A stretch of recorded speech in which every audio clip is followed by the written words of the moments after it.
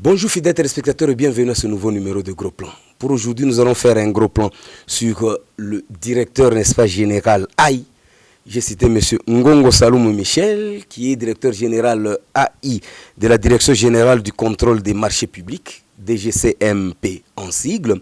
Avec lui, nous allons tenter un peu de parler, parce que pour le commun des mortels, il est dans l'obligation de comprendre quel travail que la DGCMP fait réellement. C'est pourquoi nous commencerons en dehors de cette présentation que lui-même aura ajouté, si on aura bien sûr. Nous allons parler du parcours. Le parcours et de l'entreprise et le parcours également de M. Ngongo. Et à partir de là, nous allons parler de l'actualité, n'est-ce pas, que la DGCMP est en train de faire présentement, parce que vous avez suivi autrefois des fausses accusations qu'on a eu à faire sur lui. Nous nous sommes dit, nous sommes la chaîne nationale, nous sommes dans l'obligation de faire le déplacement pour palper la réalité, de prendre la véritable information à la source. Voilà, fidèles téléspectateurs, dans le souci toujours de vous servir, nous avons accepté de laisser le studio, nous déplacer vers son bureau, dans le souci de prendre la véritable information. Et de là, nous parlerons également du projet d'avenir de cette grande entreprise et nous terminerons par le message particulier. James Kapanga, là, je ne vais pas beaucoup faire beaucoup de commentaires plutôt, mais je préfère laisser que le DG lui-même parle. Suivons. Je m'appelle Michel Ngongo Saloum, je suis directeur général à l'intérim depuis août 2017. J'ai commencé dans ce ministère depuis 1990. Donc, depuis 1990, j'étais engagé comme fonctionnaire et j'ai gravi les échelons. Donc, en tant que licencié, j'ai commencé ATB 2, ATB 1, chef de bureau, chef de division. Des chefs de division, on passe directeur, et des directeurs, on devient directeur général actuellement. Nous, à la DGCMP, on se base plus sur les rapports de la commission de passation. Quand il y a divergence entre les rapports de la sous-commission et les rapports de la commission, on jette un coup d'œil pour voir pourquoi la commission de passation n'a pas suivi, par exemple, la sous-commission. Dans d'autres cas, la commission de passation peut demander à la sous-commission de recommencer son analyse, tenant compte des observations qui sont soulevées, peut-être qui sont fondées. Et c'est comme ça. Donc, oui, donc un marché public normal comme un appel d'offres, le peu de temps, si on les traite avec beaucoup de rigueur, c'est 90 jours. C'est pourquoi la garantie d'offres, on demande 90 jours. C'est lié à ça. Pour que pendant la période de traitement des dossiers, il faut que l'offre soit couverte par une garantie pour que les soumissionnaires, si on attribue les marchés, après vous allez dire non, je ne suis plus lié à... Si vous ne voulez pas exécuter les marchés, le service qui a lancé le marché va faire la saisie de votre garantie parce que vous le perdez le temps, parce qu'il doit recommencer le processus. Quand la DGCMP émet l'avis de non-objection, sur les rapports d'évaluation, le service va aller publier encore dans le site de l'ARMP que, à l'issue de l'évaluation, c'est telle société qui a été retenue. Alors, pourquoi on publie? On publie pour permettre à ce que les autres entreprises qui ont soumissionné puissent avoir le temps de faire leurs recours gracieux auprès du service. Moi, pourquoi vous ne m'avez pas retenu? Moi, j'ai représenté ça. Pourquoi vous ne m'avez pas retenu? À ce moment-là, le service est appelé à répondre. Il y a des délais pour qu'un service puisse répondre et que les cours puissent être aussi gracieux, puissent être introduits. Et le service doit communiquer à tous les soumissionnaires pourquoi ils n'étaient pas retenus. Alors, jusqu'à ce niveau-là, l'entreprise qui a été retenue, on ne l'attribue pas encore le marché parce que c'est susceptible d'être, s'il y a un recours gracieux, on doit répondre.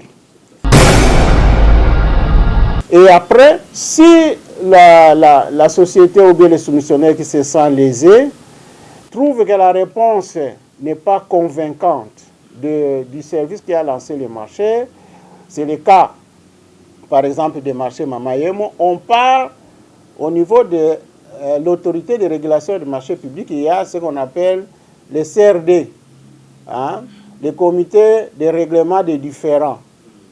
Hein. Alors, à ce moment-là, vous introduisez maintenant votre recours au niveau de l'ARMP, au niveau du CRD, et le CRD va regarder, à partir de ce moment que une entreprise contacte, qui a soumissionné contacte le CRD, la procédure est suspensive. Donc, on arrête à ce niveau pour qu'on puisse, le CRD puisse voir clair.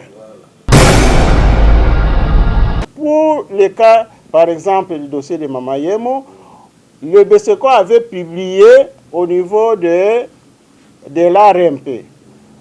Maintenant, s'il y a des contestations, c'est aux entreprises de poser la question au BCECO. Pourquoi on ne les a pas retenus? De deux, s'ils ne sont pas satisfaits, ils vont au CRD. Mais curieusement, on a vu dans cet article, on cite le nom des DG, pour les changements, on condamne même l'ARMP, pourquoi ils ont publié. L'ARMP, son site, c'est pour publier. Quand il y a un problème, il faut le poser. Hein? Ce n'est pas citer le nom du président, descendre jusqu'à ce niveau pour commencer à trancher des problèmes. Des structures sont là. Dans le marché public, il y a des structures qui sont mises en place pour des contestations. Et puis, on résout les problèmes à l'amiable. Si vous n'êtes toujours pas satisfait, à ce moment-là, vous pouvez aller en justice pour accuser le service qui a passé le marché et qui t'a éliminé indignement. Moi, je parle de ma personne parce que dans l'article, on a cité mon nom 3 fois. Et à partir de cette description que j'ai faite là, à quel moment le directeur général peut être influencé par une personne pour changer son avis? On a dit qu'il y a un directeur qui s'est étonné. Alors, en tout cas, carrément, j'ai dit, ce directeur-là n'a pas sa place à la DGCMP. Donc, tous, même les collaborateurs qui traitent les dossiers, ils savent comment on procède et comment on arrive à répondre à un service. À quel moment le directeur général peut être accusé, peut-être avoir fait un avis de non-objection qui n'est pas passé par ces circuits-là. Si c'est passé par ces circuits, pourquoi cette agitation et pourquoi citer mon nom par rapport à ces dossiers, si ce n'est que la politique de haute toit que je m'y mette? Pour le contexte actuel, ce n'est pas bien de salir les noms des personnes pour avoir les postes. Moi, personnellement, je suis un chrétien pratiquant. Et l'éducation que j'ai eue de mes parents, vraiment, ça ne me permet pas de faire certaines choses. Et c'est ainsi que, à titre de conseil, je demanderai aux journalistes, quand ils ont des articles, ils cherchent à publier des articles, de s'informer un peu plus avant de publier. Au lieu de chercher les sensationnels, on doit avoir vraiment de se prémunir vraiment des éléments. Quand vous publiez, vous avez des preuves que vous pouvez donner en confirmant ce que vous publiez. Alors, si réellement il y avait les gens, mes collaborateurs, qui ont pu dire certaines choses par rapport à ces dossiers, en tout cas, je peux dire que ce directeur ou bien ces collaborateurs-là n'a pas sa place à la DGCMP. Et s'ils l'ont fait, ils l'ont fait seulement dans le but de nuire. Et voilà, donc c'est ce que je peux dire. Nous sommes là pour rendre service à la nation. Nous sommes des fonctionnaires et nous avons le devoir de servir la nation et accompagner le gouvernement, parce que nous sommes des bras du gouvernement, pour qu'on puisse vraiment recadrer les dépenses publiques et faire de sorte que, pour le cas par exemple de ces marchés-là, pour moi, ça me donne le chagrin que si ces marchés n'arrivent pas au bout, parce que c'est dans la vision, n'est-ce pas, du chef de l'État, de faire, n'est-ce pas, les principes, le peuple d'abord. Et si on construit un hôpital qui peut soigner le peuple, que le président cherche à ce qu'il puisse bénéficier de soins de santé de bonne qualité, ça ne peut que réjouir tout le monde. Je ne vois pas pourquoi nous pouvons nous ériger en obstacle par rapport à cela. Nous pouvons que l'accompagner, accompagner la vision du chef de l'État et du gouvernement pour que les acquisitions, les constructions se passent dans les normes telles que ça se passe ailleurs.